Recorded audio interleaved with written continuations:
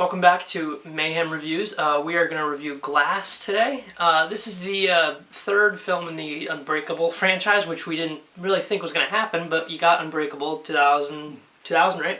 Yeah, and then Split, so. which was like a surprise sequel. Spoilers for Split, by the way, if you haven't seen that yet, which I don't know why. It's in the Unbreakable world. David Dunn is at a diner, and then, you know, he says, Mr. Glass, and then we all get excited, and then now here we are with the finale to this trilogy we never thought we'd get. Yeah, never thought I wanted it, you know what I mean? Yeah. Like, because I remember seeing Unbreakable as a kid, and then, you know, that was it, that one and done thing. And then when I saw Split, I'm like, oh, this is okay. It was like, I thought it got weird when it was like, oh, he's got like superpowers and stuff. I was like, okay, I don't know how I feel about that. And then it was like, David Dunn shows up at the end of the movie. I was like, oh, now I get it. It ties like, now it it's just, I love this now. Like, yeah, it was so perfect. Yeah. Glass, you have sort of all the universes combining here. Mm-hmm. Kevin Crumb is back at it. He's he's got all of his personalities, and he abducts these cheerleaders, and he's gonna feed on them because the Beast wants impure people to feast on. And David Dunn, as we saw at the end of Split, is on his trail now. He's going after him, and one thing leads to another, and they both end up at this facility, which is also housing Mr. Glass. And Mr. Glass is there, and then sort of these chains of events happen, and then the Beast and Mr. Glass kind of team up. So and then David Dunn has to kind of stop them, and that's kind of the whole plot of this movie. So overall, what did you think of Glass? I thought that it was pretty good. A lot of people was talking crap about it, like the ending particularly. When we got to that point in the movie, I thought it was a little weird at first, but then I kind of liked it, how it tied in with the movie as a whole, but we'll get to that later. But I really thought that, like, just right off the get-go, it just kind of throws you right into what you want to see. Yeah. And then the whole middle part of the movie is just this, start to, like, question things a little bit. Mm-hmm. It reminded me of an episode of The X-Files where they kind of, like, the whole show is like, aliens exist, and then there's this one episode that's like, wait a minute, maybe not. Like, they really are like, oh, everything that you know might have actually been that might have been wrong, and I like that. It really tests you, and I like the direction that they went with. Though the ending is incredibly risky. Definitely, I can see why some people might not like it. Though I liked it. I thought it was very unique. I think like the first two thirds of this movie are fantastic, really good. I think the pacing, it's a little weird toward the middle, and I think there's a lot of time spent in this institution, and before you knew it, the movie just kind of ends, and I'm like, whoa, like. There's a lot of promise of this big showdown, and you know, as kind of an audience member, you're like, okay, you're not going to have the money to pull this off, especially with these three big-name actors. Two of them probably will work for anything, because they are in a lot of crap movies, but now here they are again, and I just kind of figured, you know, it's a Blumhouse production. I really don't think they're going to spend all of this money to do this big epic showdown that Mr. Glass is promising, but I kind of had, like you said, while we were watching it, you kind of figured they weren't going to do that because that just sounds like too much of a comic book movie, and this very much is not that. If you watch Unbreakable, spoilers, the only fight scene is one headlock. Yeah, it's a very slow movie. And that's it. That is the whole thing. So that's why, like, I wasn't going to this expecting like a big fight, and we actually got way more fighting in it than I thought we were going to get. So that's it's a bonus for me. Yeah, there's I do think there is too many POV shots in the fighting, and I do think that they obviously to work around, which I thought about more, obviously to probably work around Bruce Willis's age. Yeah, probably would make sense. So a lot of close-ups on just his face, and stuff or like that. You know, just like his point of view while the Beast is just tearing him apart, and like you kind of can deal with that because Bruce Willis is older, and he probably, you know, he's an older man, so he definitely can't pull off this action. And Samuel L. Jackson. Honestly, I gotta say, I think he was a little underused, a little, it's a movie called Glass, and really he kind of doesn't even talk until halfway through the movie. He speaks, which I kind of liked, like he really doesn't, he's very reserved, very quiet, and he's playing the long game here. I liked him in the movie, but I just think it took a while for him to really get moving. And kind of ironically, like, you want him to start talking, but he doesn't until like halfway through the film. But then there's some points where you're like, okay, did you really have to like say this like stupid line? Yeah, some of his lines get a little like cheesy and obvious, but like he's basically like meta analyzing the film, like as it's playing out, like he analyzes the storyline of the plot. Right. Where he's like, oh, this is the part where all the main characters meet up, and it's like it's very on the nose, and it's very like Shyamalan really just kind of went too far with it at times. Not the worst things. More, that's really a nitpick, if anything. But for sure, but it was just kind of like, that's kind of annoying. Yeah. I do think, once again, James McAvoy is the standout. He is phenomenal as Kevin Wendell Crumb. He manages to play all 20 personalities in such a convincing way, and it's not like stupid. Like he doesn't fall into the trap where like it gets too silly with him, like and then he like at times it almost does. It really works, and his relationship with Casey is built on a bit more. Casey really doesn't have much to do. The secondary characters really don't have that much to do at all, aside from just kind of show up. Really, the most important characters in this, which gets into the next bit of criticism, is that the two biggest characters is the Horde, the Beast, whatever, and Mr. Glass. Yes. David Dunn takes like a huge back seat for most of the movie. Yeah, like the second half, he is just nowhere. And that was a little disappointing when it's like, oh, this is this big Unbreakable sequel. When really it's more of a split sequel at times. Yeah, it's more. That's what it feels like. I feel like they leaned in on that more because they're like, oh, more people are gonna know who. The characters that's gonna get the butts and seats. Yeah, everybody really loves Split, and they're worried about like the teenage demographic. And I'll tell you right now, my sisters are younger. Neither of them have seen Unbreakable. Neither of them plan to see Unbreakable, but they're both very excited for Glass. I'm like, you can't see Glass if you haven't seen Unbreakable. I don't. It's like too heavily tied in. Yeah, and it's to both of them. I feel like if you go in without seeing either of them, you're gonna be lost. You're gonna beat yourself up by the end too. James McAvoy, like his performance is so good, playing all these different personalities, and he's kind of got like a hand tied behind his back.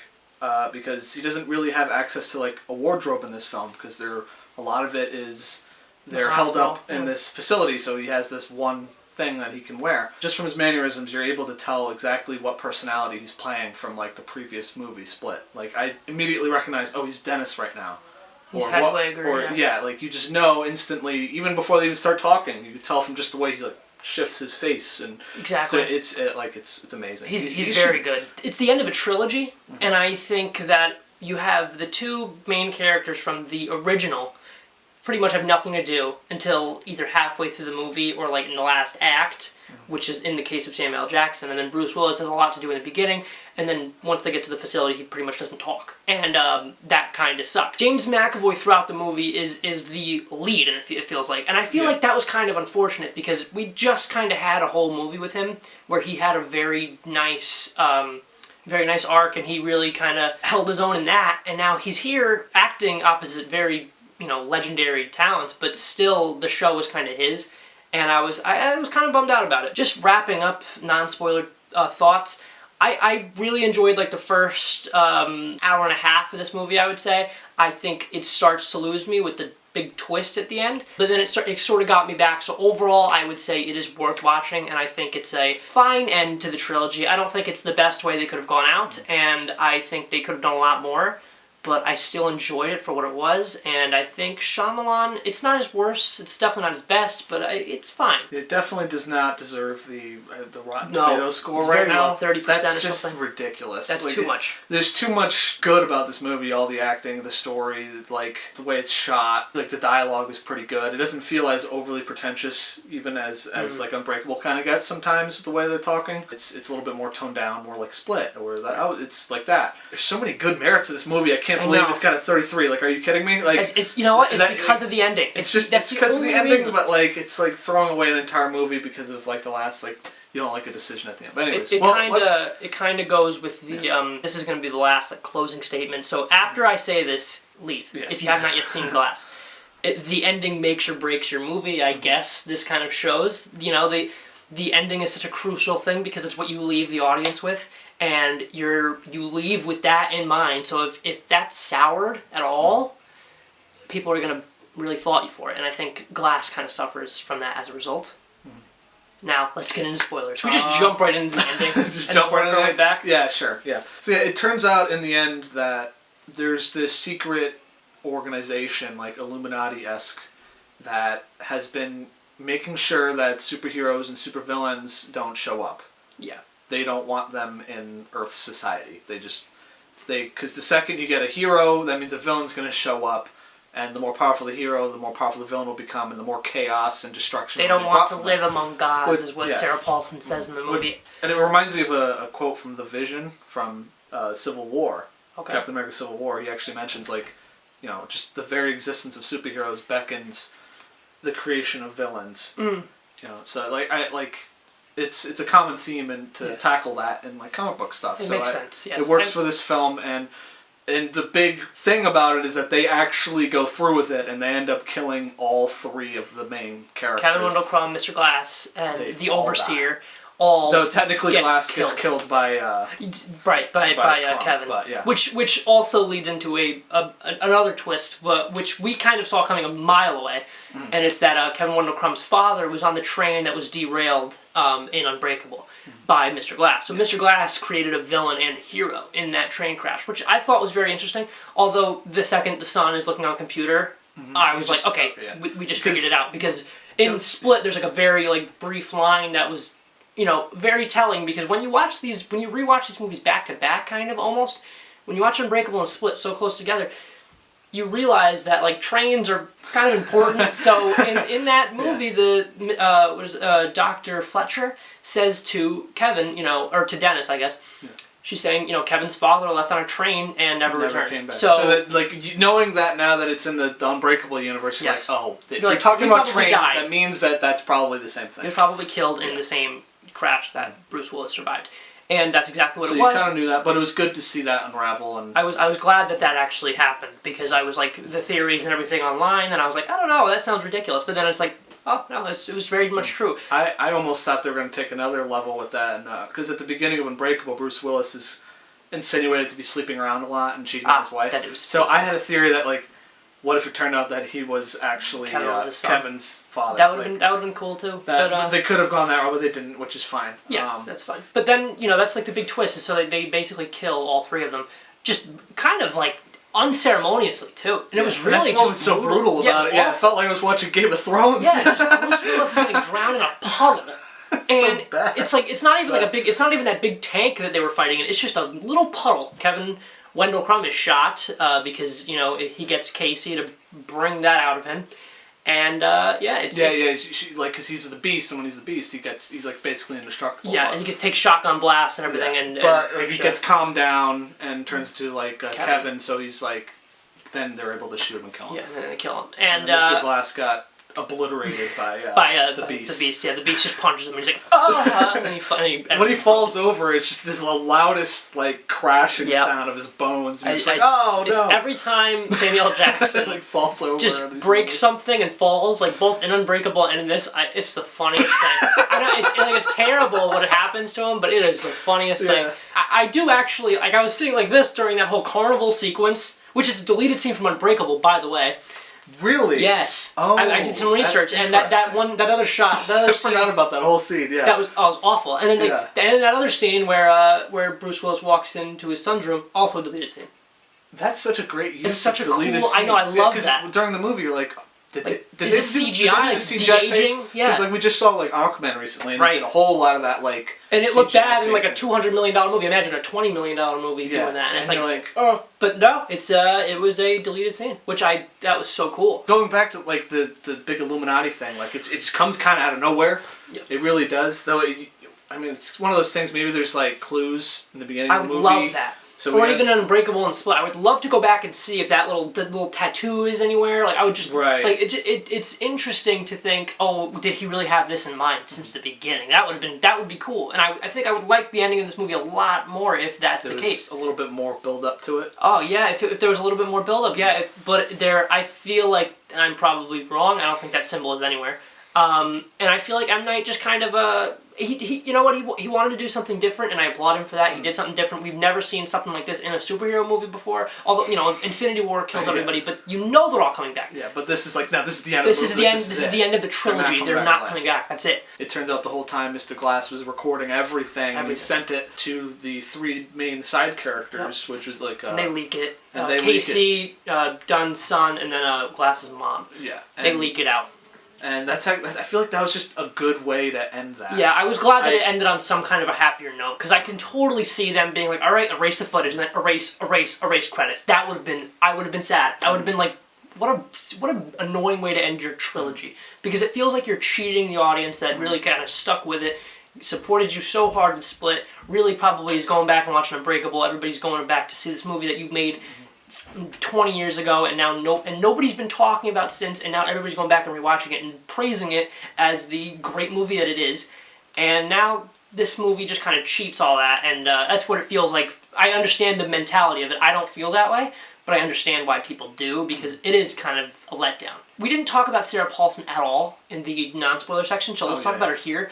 I thought she delivered a lot of monologues, and I do think she was cast very well, and I think that she did a good job with what she was given. I just think that the character wasn't all that interesting. I wish, yeah, she herself, like, because you could kind of feel a little bit of it at the way in when, like, everything gets revealed to the public and she, like, screams. Oh, that was like, I feel like you could, I feel like you find out that she has all these big ulterior motives, and yes. she has this whole thing, and I guess it kind of sucks that you only find out about that until the end, because she's not really that much of, like, her own character. I did like her trying to convince them that they weren't. I did like that. I wish there was more of those scenes. I wish there was more scenes where they were all just talking and, like, psychologically analyzing every character. Because then you're like, is it true? Like, that could be the twist. And then, like, Kevin's, like, crying. He's like, you know, like, those cartridges are really old. The bars are really old. That's why you were able to bend them. I'm like, this is really good. Like, I love this. And then, you know, that was the best. That was probably one of my favorite. That was great. And then you know, characters. Her talking to the son, being like, or was she talking to the son? Yeah, she did. She was talking to his son, and it was like, oh well, of course you think he's a hero because of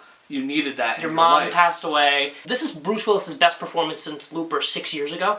So I will say that, you know, he's great in the movie, but he's not given enough to do, and I think he should have been given more, because it feels like we all really like this character from Unbreakable, and now he's just killed right before our eyes unceremoniously, and it kind of sucks. And he went out the worst. Oh yeah. He went out the worst. Like, at least die like fighting the beast, or have them kill each other, or something. Which there's a part of me that actually likes that. I do too. Because it's a subversion of, like, expectations. Going out and, like, in this glorious blazing fire of death, you know. But he's just like just like, drowned in the worst way in a puddle. It's so sad. It sucks, man. And, like, I kind of like that. Like, it feels more real and gritty when it's... Yeah, I'll give you that. So I do think this could be appreciated more over time. It is shocking, though, and I get that. It just sucks that this had to come out in the, like, glory age of comic book movies, and also the glory age of internet bitching, because now you see everybody just crying about this movie online, and it sucks. But it's also, like, to a point, like, I understand, because it was 20 years in the making, and now we're here. And it's kind of a letdown at times. And overall, though, I enjoyed it and I had fun with it. So I really liked it. I would say check it out, because of the trilogy ending, obviously, but also just to see it for yourself, form your own opinion. Because this definitely is one of those conversation pieces. People are going to be split on it. At least I feel that way. I feel like there should be more of a people liking that ending. It should be like a civil debate. I really feel like it's more negative than it is positive. There's so much in this movie to really love. And I feel like the only problem I have with it is some of the exposition in the psych ward, but also the ending, because, you know, it is kind of unceremonious and kind of a lackluster way to end the trilogy, but it is, like, different. Yeah, I feel mostly the same way. I don't think the ending really bothered me all that much. Like, for a minute I was like, this is kind of weird, but I kind of went in expecting something like a weird ending. Right. Because everybody was saying that, so I prepped myself for it. Go in with super low expectations, because you can only, like... be happy from there. And I feel like if you go into this expecting, like, oh, this is going to be the big ending to this Unbreakable trilogy, at the end of the day, like, it's just two guys in a hospital parking lot fighting. But still, again, I kind of like that. I like that too. I do so too, street level but and grounded. And I'm saying expect that. Like, don't go into this expecting some big Marvel comic book movie, because that's not what this is. Or whatever. Right. Don't expect that, because it's a $20 million movie. And it's a superhero $20 million movie. It's low budget, and I think it's all the better for it, because you're able to take more risks like this. What did you guys think of Glass? I'm sure everybody has a lot of opinions on this movie. Comment down below and let us know. And would you be willing to see more in this universe, whether it's on the big screen or on streaming? what do you want next with this sort of world? Because I do feel like M. Night kind of sets it up for some more, but I feel like... Yeah, you could do a little bit. You could do a little bit more, but I do feel like a you're TV really going show I could easily see. Thank you for watching. Be sure to like, comment, and subscribe, and we'll see you next time. Peace. Thank